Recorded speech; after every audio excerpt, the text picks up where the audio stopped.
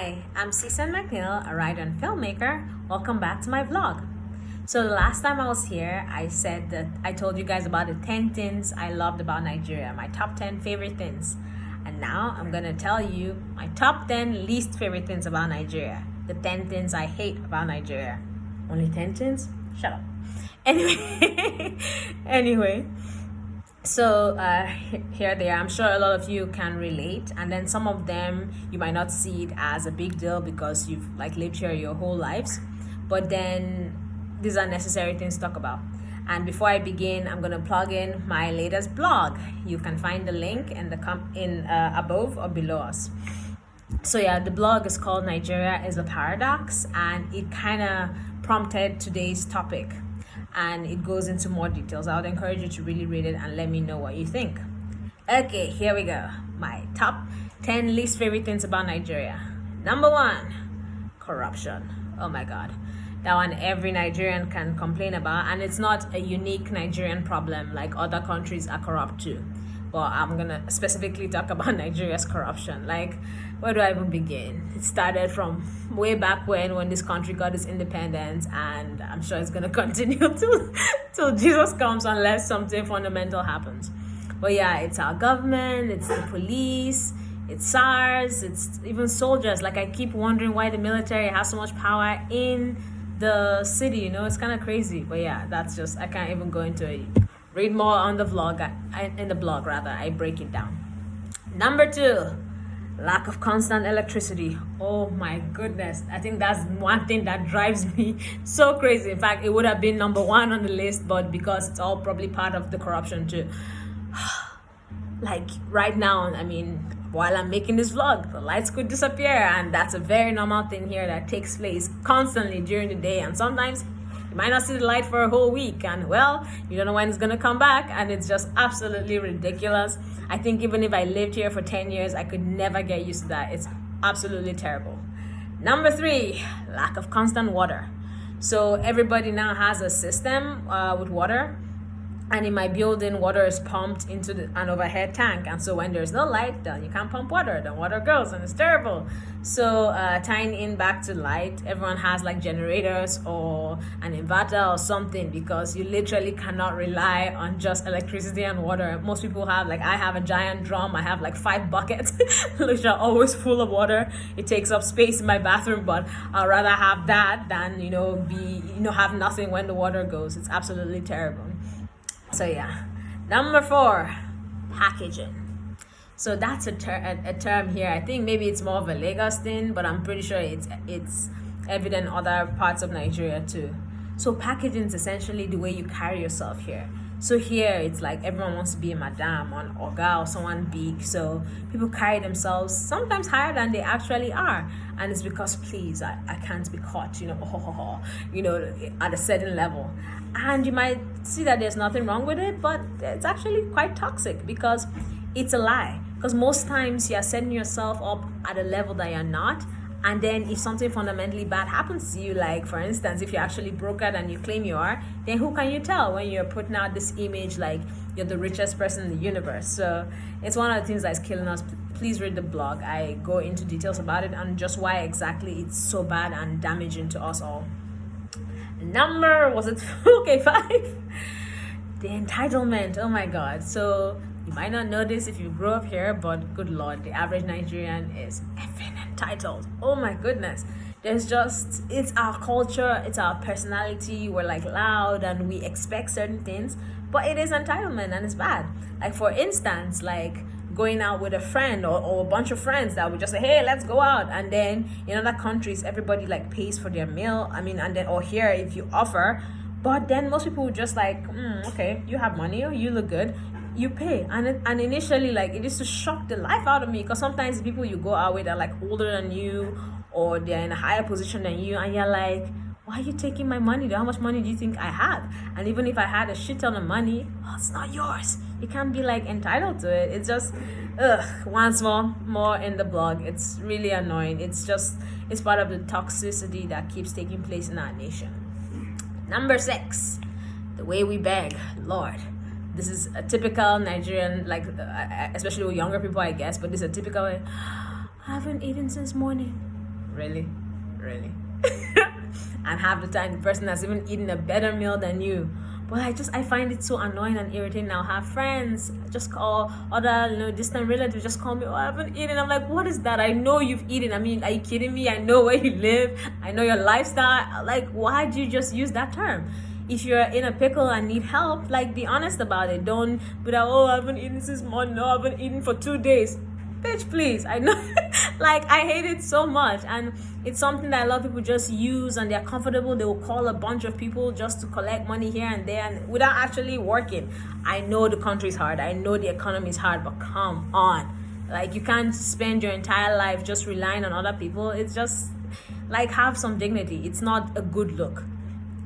It's also like part of my blog. It's a paradox. You, on the one hand, you're packaged, and on the other hand, you haven't eaten since morning. How did the two go together? So yeah, we really need to work on that. It's absolutely terrible. Number 7, the way we waste each other's time. Oh my goodness. Good luck making plans with people. Like, people just waste time. Like, I remember I was at a restaurant, and then the lady sitting on a table next to me, her phone rang, and she's like eating. The food just came, and she's eating, and then the person is like, where are you? And she's like, oh, I'm almost, in fact, if you turn around soon, you'll see me. And the place she was saying was like literally an hour away. And I'm like, how can you keep someone waiting that long? Or they'll go, oh, traffic, I'm almost there, and you haven't even left the house, you haven't even showered, you've not even gotten up from bed. Like, why do we, do that? And I know it's such an African thing because of, African time. But it's bullshit, man. This is like 2020 going on 2021. Like, come on. We need to get out of that. We waste each other's time, and we just waste the day, and then we wonder why things don't work in our country, why time is so slow here. Like, it's because everyone is too busy just being laissez-faire about everything, and it's absolutely wrong. We need to stop wasting each other's time, wasting our time. It's disrespectful to ourselves. If you're running late, just tell the person you're running late. I mean, there's the whole, the reason I don't tell them is that they're also running late, and so I don't want to get there and they're not there. Yeah, but if we each keep thinking like that, then nothing will ever progress.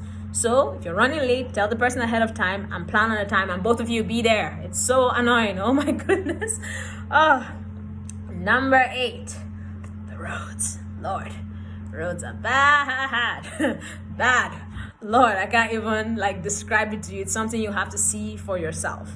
And then potholes, ditches, oh my goodness. And then just the size too, especially when you're traveling. Like, how can a major state highway going from state to state have only 2 lanes, one going, one coming? That's crazy. When there's nothing but bush on this side, nothing but bush on the other side, why not make the roads bigger? Then there won't be such bad traffic.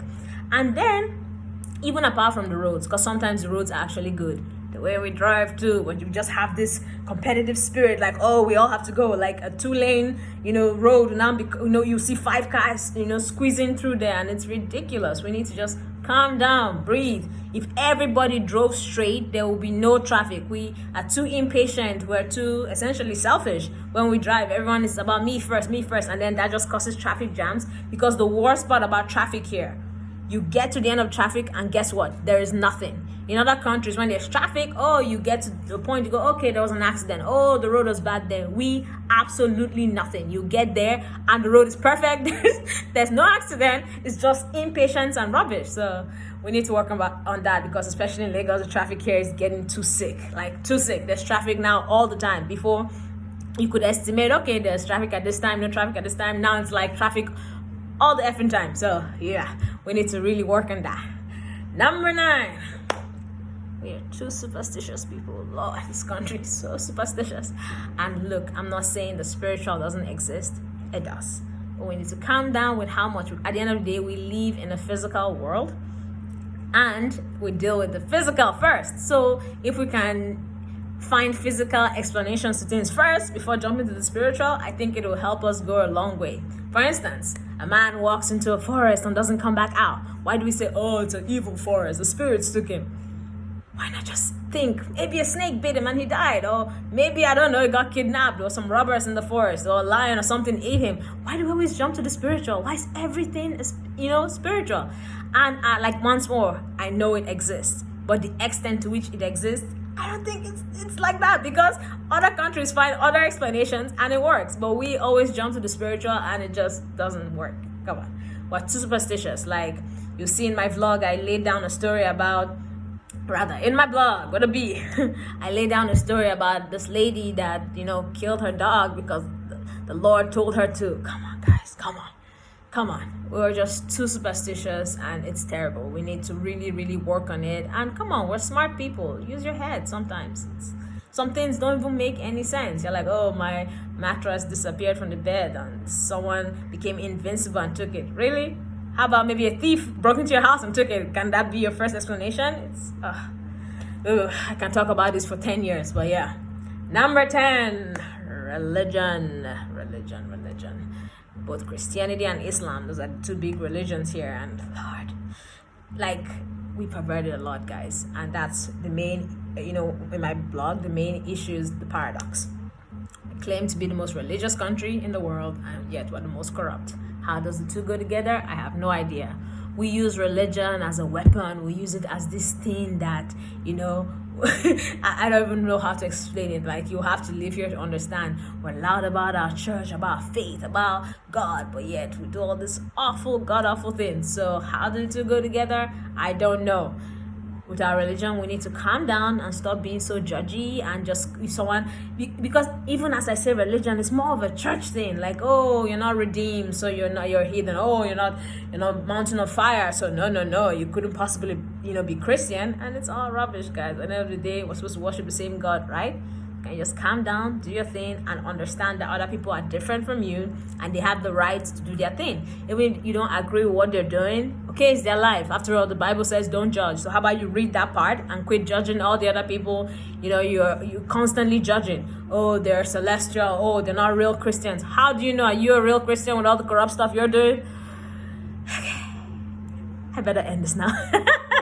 As you can see, these are major triggers being out here. But yeah, it's all good.